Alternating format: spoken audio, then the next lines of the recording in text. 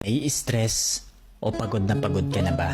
Gusto ko lang ipaalala sa'yo na kahit gaano ka ka-stress ngayon, wag na wag kang sumuko sa mga pangarap mo. Kailangan mong tandaan parati na magtiwala ka sa progress na nangyayari sa buhay mo. Kahit alam ko na minsan sobrang hirap at sobrang nakakapagod na din talaga. Magtiwala ka sa kakayahan mo. Ang dami mo nang nalagpasan na mga malalaking problema dati. Ngayon ka pa ba susuko? Patuloy ka lang na lumaban.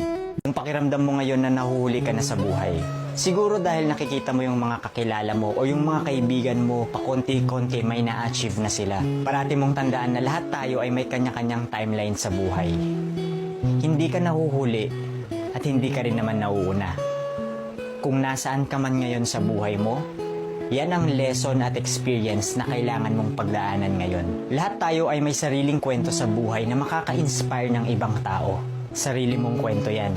Kaya make sure na sulitin mo ang bawat moment at gawin mong fulfilling ang kwento mo kahit anong mangyari.